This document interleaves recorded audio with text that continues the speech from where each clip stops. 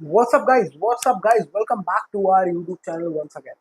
भाई आज हम बात करने वाले हैं कि हो सकता है कि आप बहुत ज़्यादा जीनियस हो मैथमेटिक्स में। हो सकता है आपको लगता है कि बहुत ही आपने बहुत ज़्यादा पढ़ लिया, बहुत ज़्यादा इंटेलेक्चुअल हो गया, बहुत ज़्यादा नॉलेज आपने स्टॉक मार्केट की ले ली, but still you can go wrong. और हो सकता है कि आप कुछ रिटर्न ना बना पाए तब भी स्टॉक मार्केट हो सकता है।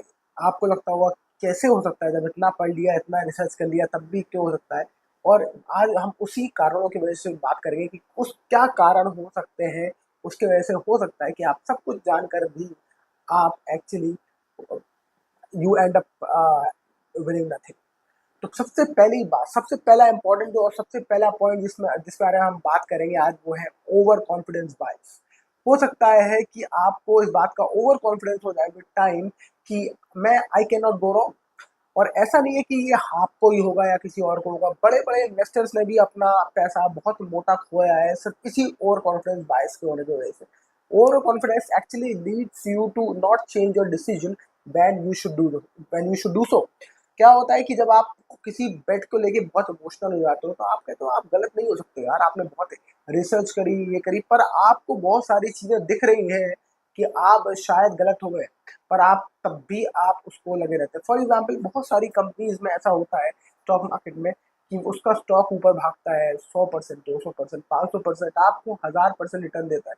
आप सोचते हो अभी तो ये और ऊपर जाएगा, और वापस गिरना शुरू होता है। आप कहते हैं कोई बात नहीं, ये तो हजारों बार मैंने इसको देखा है गिरते हुए और ऊपर जाते हुए, ये गिरेगा और दोबारा वापस चलाएगा। पर इस बार वो गिरता है, इस बार वो और गिरता है, इस बार वो आपका आधा प्रॉफिट साफ कर देता है। आप कहते हो सिर्फ आधे प्रॉफिट पे तो निकलूं मैं, अरे मैंने तो इतना ज्यादा प्रॉफिट देखा है। फिर वो आपके उसी बाइंग प्राइस पे आ जाता है, आप पूरा प्रॉफिट साफ हो गया। और जब ऐसा होता है तो आप उस मार्केट से निकल नहीं सकते, उस स्टॉक से नहीं निकल सकते। आप इमोशनल हो जाते हैं कि इतने साल में बैठा स्टॉक के लिए, ये भागेगा, आज ये भागा भी, इसने मुझे इतना ज्यादा प्रॉफिट दिखाया भी, पर अब ये वापस वही प्राइस पे आ गया, मैं तो नहीं निकलूंगा। उसके बाद ये आधा आपको लॉस कर देता है, यानी कि 50% प्रॉफिट आपका, 50 प्रॉफिट क्या, आपका 50% वैल्यू खत्म कर देता है आपके कैपिटल की, और अल्टीमेटली जीरो हो जाता है। ऐसे बहुत सारे स्टॉक्स की क्या कहते हैं फेरिस्त है। अगर आप देखो स्टॉक मार्केट में ऐसे बहुत सारे ऑप्शन है। फॉर एग्जाम्पल पैंटलून्स, मैं किसी की सुन रहा था, किसी इन्वेस्टर की, वो बताते हैं कि भाई मैंने पैंटलून्स खरीदा था 5, 10, 15 रुपए, 50 रुपए पे, और उसके बाद पता नहीं कितने हजार तक, 6, 7 हजार रुपए तक ले आते हुए। वहां से वो स्टॉक गिरना शुरू हुआ, और गिरता गिरता 2000 आ गया, 2, 3 हजार रुपये। उनको रियलाइज हुआ कि शायद अब उनको निकल जाना चाहिए, क्योंकि उन्होंने बहुत सारा अपना प्रॉफिट जो ले सकते थे, 5, 6 हजार जब गया था स्टॉक, तब शायद निकल जाते उससे, पर उन्होंने नहीं लिया। और 2, 3 हजार पे उनको लगा कि यार अब मुझे निकल जाना चाहिए, अब इसकी कहानी खत्म। और यही हुआ, अल्टीमेटली वो कंपनी बंद हो गई। और सारा जिस लोगों ने उस पर प्रॉफिट नहीं बुक किया होगा, उसको जीरो हो गया उनका। अल्टीमेटली उनका क्या हुआ, उन्होंने 2, 3 हजार रुपए पे उसको प्रॉफिट को बुक कर लिया और सारे स्टॉक को बेच दिया। और तब भी वो चाहते तो 5, 6 हजार रुपए पे खरीद सकते थे, बेच सकते थे, पर नो बडी नो कि मार्केट कितना ऊपर जाएगा या पर्टिकुलर स्टॉक कितना ऊपर जाएगा। तो ये होता है। और ओवर कॉन्फिडेंस बायस, जब आप कहते हो कि नहीं मैं गलत नहीं हो सकता। दूसरा इंपॉर्टेंट चीज है कंफर्मेशन बायस। कंफर्मेशन बायस यानी कि आपको दिख रहा है, बहुत सारी इंफॉर्मेशन आ रही है कि इकोनॉमी सही नहीं है, आपको निकलना चाहिए, पर आप तब भी स्टॉक में बने रहते हो। फॉर एग्जाम्पल राइट नाउ जो अभी सिचुएशन चल रही है ओवर द ग्लोब, अब आप देखो तो आपको समझ में आएगा कि हर आदमी, हर जो डेटा है, डेटा अगर आप उठा लो तो वो कह रहा है कि सारे जगह के स्टॉक मार्केट ओवर वैल्यूड है। यानी कि अमेरिका का मार्केट, इंडिया का मार्केट, हर जगह का मार्केट ओवर वैल्यूड है। बट तब भी लोग यूफोरिया में है, कुछ लोग तब भी बोल देंगे नहीं भाई ये मार्केट का राइट टाइम है, हम तो इसी में इन्वेस्ट करेंगे, और उस टाइम पे वो इन्वेस्ट करते रहेंगे और देखेंगे अगले 2 साल, 1, 2 साल में उनको कोई रिटर्न नहीं मिला। तो ऐसा हो सकता है कि आपको 1, 2 साल में कोई रिटर्न ना मिले। अगर आप लॉन्ग टर्म इन्वेस्टर हैं तो कोई बात नहीं, बने रहे, फिर तो आपको आपको 10 साल बाद ही देखना है।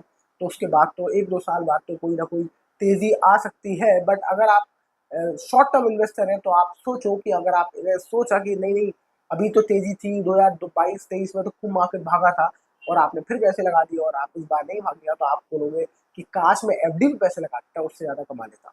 तो अगर आपका शॉर्ट टर्म गोल है, तो अभी हो सकता है कि आपको 1, 2 साल के लिए मार्केट बहुत निराश कर दे। तो this is called confirmation bias. जब आपका डेटा मार्केट में कह रहा होता है कि नहीं, मार्केट अब आपको 1, 2 साल नहीं देने वाला पैसे, पर आप तब भी बने रहते हो कि नहीं नहीं देगा, पहले भी तो दिया था। राइट। तीसरा तीसरा इंपॉर्टेंट चीज है which is called FOMO, fear of missing out. हम हमेशा किसी ना किसी हाइप के पीछे भागते रहते हैं। अभी राइट नाउ आप देखो सोलर का बड़ा हाइप है, इससे पहले पीएसयू स्टॉक्स का बहुत हाइप था और लोगों ने बहुत ज्यादा पैसे कमाए भी उसमें और बहुत सारे लोग उसमें फंस भी गए। बहुत सारे लोग सरकारी बैंकों में सरकारी कंपनियों में पैसे फंसे, उन्होंने ट्रेडिंग करने की कोशिश करी, कुछ लोगों ने ट्रेड कर पाए, कुछ लोग प्रॉफिट कमा के निकल गए, जो निकल गए वो ठीक है।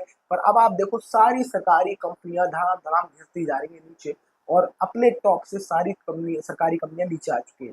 तो अगर जो लोग यूफोरिया में फंसे होंगे कि अरे हम कोल इंडिया खरीद लेते हैं, हम पावर ट्रेडिंग कॉर्पोरेशन खरीद लेते हैं, और कुछ महीने पहले अगर उन्होंने वो स्टॉक खरीदा होगा तो उनको आराम से 15-20%, 25-30% का घाटा लग रहा होगा और वो फंस गए होंगे। सरकारी कंपनियां बहुत ज़्यादा तेज भागती रही है, बहुत ज़्यादा आपको वैल्यू नहीं देती है, मल्टी बैगर नहीं निकलती है, पर आपको ज़्यादा स्टेबल कंपनीज होती है क्योंकि सरकार बैकअप होती है। बट अब आप ये सोचो कि आप अगर इस यूफोरिया में फंस गए, आपने लोगों को देखा, FOMO fear of missing out अगर आपको हो गया, क्योंकि हर आदमी सरकारी कंपनीज की बारे में बात कर रहा था। मैंने सरकारी कंपनी बहुत पहले ले ली थी, मैंने ये सोचा नहीं था कि सरकारी कंपनीज मैं इसलिए खरीद रहा हूँ कि फोमो होगा मुझे या लोग बात कर रहे थे। मैंने जो भी खरीदा तब खरीदा था जब कोई बात नहीं कर रहा था और वो भी आदमी के पास है। वो कई स्टॉक उसमें से डबल भी हुए, डबल होने के बाद वापस 50% पे आ गए, यानी कि 50% प्रॉफिट पे आ गए, पहले 100% शो कर रहे थे वही सरकारी कंपनी। तो दिस इज कॉल्ड फोमो। अगर आप फोमो में फंस गए और आप अगर टॉप में फंस गए तो आज आप लॉस देख रहे होंगे अपने पोर्टफोलियो में। इसके आगे है इंपॉर्टेंट चीज लॉस एवर्जन, यानी कि आप कोशिश करते हैं कि जब जो लूजिंग स्टॉक है उसको आप बैठे रहते हैं इस चाहत में कि शायद ये लूजिंग स्टॉक वापस आ जाए, और जो घोड़ा भाग रहा है आप उसका प्रॉफिट बहुत जल्दी बुक कर लेते हैं। ये इसलिए होता है क्योंकि आप ने प्रॉफिट देखा, आपने कहा प्रॉफिट दिख रहा है आपको स्क्रीन पे, आपको लगता है कि जल्दी से प्रॉफिट लेना है, ऐसा ना हो ये भी गिर जाए, आप उसको तो ले लेते हैं। अब हो सकता है कि वो आपका जो स्टॉक है वो आपको 10 गुना पैसा करने वाला स्टॉक हो, पर आपने उसको जल्दी ले लिया और जहां आपको गलत स्टॉक आप में फंस गए आप, उसको आप लेके बैठे रहते हो 10-10 साल और अल्टीमेटली वो पैसा हो जाता है जीरो। तो अल्टीमेटली आपने जो कमाया, जो कमाने वाला स्टॉक है वो जरा सा प्रॉफिट देके गया, और लॉस देने वाला स्टॉक वो आपके पोर्टफोलियो पड़ा रहा क्योंकि अल्टीमेटली वो जीरो हो गया। तो जब आपको प्रॉफिट लेने का टाइम था कि आप उस प्रॉफिट से इस लॉस को मेकअप कर सकते थे, पर आपने नहीं किया, बिकॉज आपने अपने विनिंग ट्रेड्स को बहुत जल्दी वाइंड अप कर दिया और लूजर्स को लेके आप बैठे।